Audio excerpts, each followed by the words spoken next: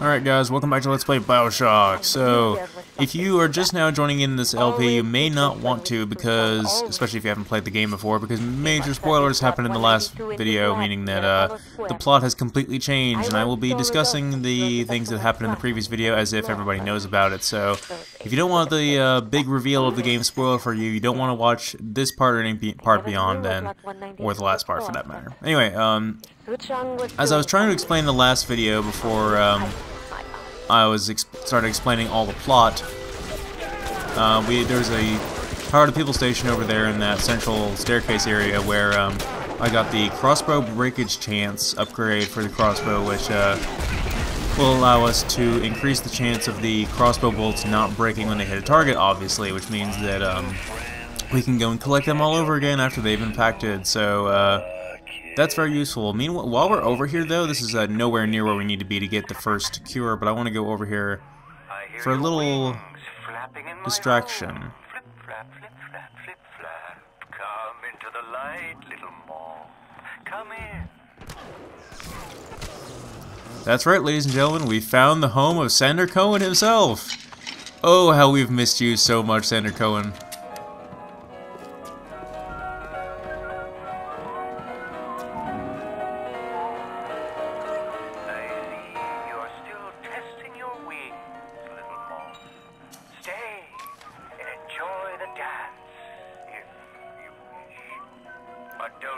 The thing is, though, is that, as I was saying earlier in the game, if you wanted to fight Sander Cohen, you could, and you would get the key for his secret stash there in Fort Frolic. Now, I'm not actually going to be going there and taking advantage of what's in there in this LP. I really don't need it, but I do want you guys to remember that. You can go back and get that now. But I wanted to wait to fight him until now, because, oh, I went and played the piano there and that disturbed these guys. These are also wintry Houdini splicers, is why they were susceptible to fire damage, and I killed them so easily, and they've used ice attacks against me now. Sander Cohen himself is a regular fire Houdini splicer, and he's very tough to take down, so I wanted to wait until now to fight him so we could access his secret apartment here. And the reason for that is there's yet another Power to the People station up here, and had we fought him back in Fort Frolic, we would not have the opportunity to get in here, which means we would miss out on the Power to People stations, which is something I can't do because of what I set out to do in my 100% run. Anyway, let's just go all out against him here. He's our favorite character, but unfortunately we have to kill him.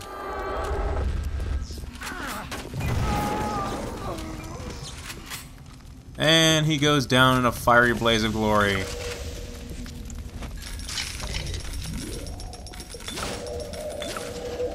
Almost beautiful.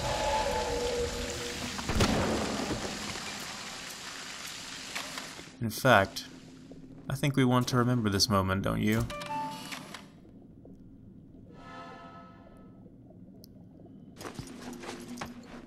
You actually get an achievement for doing that, and it's called Irony. I found that hilarious the first time I played through the game, so that's why I did that. You can take a picture of his corpse, and much like the act of you taking pictures of the corpses of the people he wanted you to, it's, yeah, you get the joke. Anyway, from this Power to the People station, let's see. Let's go ahead and upgrade the crossbow all the way, because I'm pretty much going to be using it primarily for the rest of the game now, because now it's ridiculously powerful with the incendiary bolts. We should be able to one-shot pretty much every type of splicer, and that's very crucial because, as I said in the last video, the difficulty spike has been tremendous in this level, so the enemies are going to be pretty tough to take down, especially like the nitro splicers and the leadhead splicers. It can one-shot cameras too, not that that's particularly challenging. So anyway, we're still looking for the we're looking for something called Lot 192. And that will help us break the genetic mind control nonsense thing that Fontaine has over us. So, we don't know where it is, though, so there's this audio diary conveniently located right here, and hopefully it should tell us where it is. Now, is it just me, or is this paparazzi guy featured in Bioshock 2 as well? Or am I thinking of a completely different character? Yeah, those incendiary bolts are ridiculously good now. And we can just pick them right back up again. Don't spout up in the yard again. Stop! Nothing left but nothing. See, this is where it's supposed to be. This is Tenenbaum's office here. Look at my home, torn apart by Fontaine and his pigs. No doubt he had the samples of Lot 192 taken to his penthouse. Entrance is in lobby, but the damn thing is always locked. You will not believe me, but there was a time when this place was all so beautiful. Well, so much for that.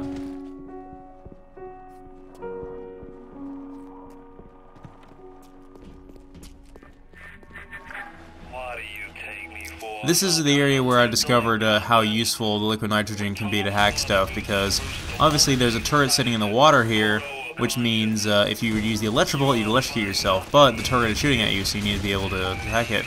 Unfortunately, at this point in the game, the liquid nitrogen does not keep things frozen for very long, which does beg the question, why not get the upgraded levels of Winter Blast, which would be preferable. But I still think that it's too late for me to invest in Winter Blast now, and I'm proud of my choice for not doing that.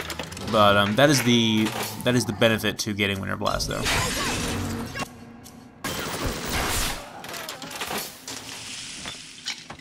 I'm glad that I can retrieve the same bolt that I fired off, because I was thinking when you shoot a bolt with the crossbow and you pick it back up again, you'll just pick up a regular steel tip bolt instead of the bolt you fired. But I'm thinking of Rage, though.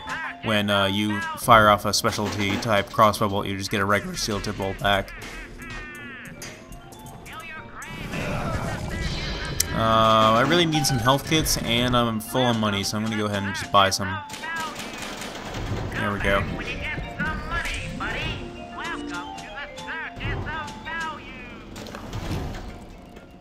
I should be almost done with researching, too. I just need to research a few more of the obscure enemies, like the Little Sisters and the Nitro Splicers, and that should be about done. Anyway, now, unfortunately, the game isn't, like I said earlier in the game does not show you what the code is for things like this on screen, like it does in Deus Ex 3 and even in Bioshock 2 to that extent, which seems like a feature they should have had, but at least they thought of it before Bioshock 2, so I have to go back into the audio diary now and listen for the code, and, then we get to finally... There we go. We can't hack this one either. We have to use that code. So now we can actually get in here and go find that Lot 192 thing. On your hands. I too know this shame. How will we ever account for our sins? But we must now set all of this aside.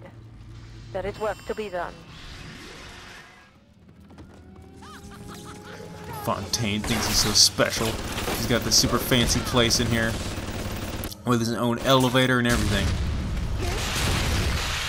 Obviously, he's not here right now, though. Okay, the crappy part about this encounter is that there is that security camera there. Had I hacked both the turret and the camera, this encounter would be much easier because we'd have the security on our side, but now we have to fight against the security. Lovely. Nice thing, though, is that there is a Vita chamber in this room if we ever die, so... I'm not really, I'm being a little bit more reckless here because I really want to cut down on time during this last level, and I'm heavily underestimating how much tougher the enemies are, but, I'm not being as thorough with hacking everything, including the cameras, but, I'm just not as worried about dying as much now as I was earlier in the game. Earlier in the game, like, several levels would go by at a time without a single death, which I was particularly proud of. And I have, like I said, I have gotten every single achievement in this game, including going through the game on hard without using a Vita chamber, which was difficult, but not quite as difficult as getting all the audio diaries because of the one that was bugged. What you guys say here? Turn invisible now, and you can barely see that front thing on the front of the crossbow there. Don't make me do it. There we go. He looked at me funny. Not you, too. How do they know where I am? That's the thing I've noticed about camouflage in FPS games, and most games in general for that matter, is that enemies still seem to know that you're there, It's just they refuse to attack you. But only in a few games does it seem like they genuinely don't know that you're there. Like in, the way they did it in Halo Reach was pretty good with the whole line of sight thing, and it scaled according to the difficulty. Because they really needed to think about balancing the camo really well in that one. Not really sure how they did it in Crisis. In War for Cybertron, I failed to really abuse the camo War for Cybertron, because I've seen people use it in Escalation, and the enemies just instantly forget that you're there as soon as you turn it on, and they just go about their business. But in Deus Ex as well, but in certain games like this one, and a few others I can't remember off the top of my head, enemies they'll still clearly know that you're there, they just refuse to go after you. Oh yeah, in Jak 2 and 3, or Jak 3 rather, with the invisibility on Dark Jak, the enemies still clearly know that you're there. They just don't attack you. Anyway, after hopping over those trap bolts there and getting over the looting that item in there, we found Lot 192, but something weird is going on. We are clearly not normal now. Oh, am I immune to electricity? I am immune to electricity. It's like Deus Ex 3 all over again. Unfortunately, there's no giant channels of electrified water that I can just trudge through, but, still. The more analogies I can make between these two games, the better, because that's originally what I set out to do to begin with. Anyway, after getting completely drunk off our ass, we're going to be told by Tenenbaum that, our treatment of Lot 192 is not complete. We need a second dosage, which means we have to go find it somewhere else. And Fontaine was smart enough to not put the two things in the same place. Although he was stupid enough to put the first batch in his apartment. He's got a nice place, I do say that. He's got a stuffed bear there, a stuffed polar bear for that matter. I mean, come on. Again, abusing the incendiary bolts. That's something I really didn't take advantage of in several runs through the game. Now, if you're using the regular steel tip bolts, that might be a little bit less costly, but because I'm so wealthy and because I'm able to recover them at such a successful rate, I really have no problem using the incendiary bolts. Plus, it doesn't seem like there's any enemies that are immune to fire anymore. It seems like, if anything, the fire is dealing extra damage. I think at this point in the game, the Thuggish Splicers are now all electric elemental, which doesn't. I'm pretty sure they're not immune to anything, or not. They're not resistant to. They're not weak against anything. Rather, they are immune to electricity, but that's about it. Which is not good for us, but we have ice attacks, so we should be fine. Anyway, as you can see, we are pretty messed up now, because now our maximum health is back, and it will no longer continue to drain. Or we no longer have control over our plasmids, as I should have established as soon as it happened, but I didn't get around to it. What's happening is we will randomly cycle through whatever plasmids are available to us, even ones we haven't bought yet. But it was the maximum level of those, so that's kind of nice. We get to this is the one time in the game that I'll be able to demonstrate plasmids that I refuse to buy. We just had the target dummy there and never got to use that. We got Electrobolt 3 here, which I'll be buying soon enough. Now we have to transition into a new level here at Apollo Square. Now Apollo Square and Olympus Heights are connected via these what do you call it, portholes here, but we cannot get to, I'm pretty sure it's one of the others, either Olympus Heights or Apollo Square, we can't get to by Bathysphere, which means we have to backtrack through the other one in order to, yeah, I want to say it's Olympus Heights, we can't get back to that through Bathysphere, we have to backtrack through Apollo Square to get there. But because these are two separate levels, they have two separate caches of Little Sisters to go through, which means that we have to backtrack through there and get them all, which I will be doing on screen. I will show you guys all the encounters with the Big Daddies and Little Sisters here. I might cut out one or two. Look, oh, here's one right now. Let's go ahead and demonstrate the enrage on these guys if I can. Oh, never mind, it's going away. Here's the Incendiary 3, which has a nice blue flame with the tip of my thumb there. All these guys are already ganging up on this Elite Rosie here, so we're going to go ahead and help them finish the job and take the prize for ourselves. We're quite the opportunist here, aren't we? Luckily, the Big Daddy was able to slug it out with all those guys and kill them for us, so now we just have to go toe-to-toe with him. Where did you come from? Go down the hole. Anyway, there should be 3 Little Sisters in each of these 2 levels, if I'm not mistaken. There might be 2 in one level and 2 in the other. I will be showing all these encounters on screen, but I will be editing out a lot of backtracking. Once we get our objective here, I will show off all the essential things, like all of the getting of the power to the people stations and all the harvesting little sisters, like I said. But I will not be showing all the backtracking through this level to get back to the one thing I do want to show off in Olympus Heights, other than the rest of the Big Daddies. Oh, our current plasma, I guess, is the hypnotized Big Daddy. It already switched again on us. It's going to switch quite frequently, and it will. I think it's random what it will change into. It starts out fixed with the security bullseye when we first picked it up, but I want to say it might be a predetermined cycle, but I think it's random when it will switch. I'm not sure. It's just not something I bothered to look into what the actual formula for how often it switches is, because it's only one part in the game. Alright, here's a demonstration of the insect swarm! And he will have a Nick Cage moment, just as we all do when we see the bees. And for some reason, I think the fire will send the bees it'll cause the bees to leave, I think. So, but they will swarm, they will do damage, they will distract enemies, they will cause them to go in a panic, much like the Incinerate will. And they will go after multiple enemies, so they're actually quite useful for that, but they're damn nearly useless against mechanical things, especially Big Daddies, because they have that armor. What are they going to really do against them? And so I don't particularly like them, but I see that they have their uses. But if you really just want, the regular minor enemies will still be distracted enough if you set them on fire. So the whole distraction element of it is really not that important to me. I really just like Incinerate better. Here's the telekinesis, our old favorite, our old broken out the walls favorite. But we accidentally set off an alarm there, but I'm still trying to haul ass through this level to get to lot 192. Part 2. I think our vision has slightly changed a little bit when we picked up the first lot. Like there's this weird gray blur over everything now. I might just be making that up, I'm not sure.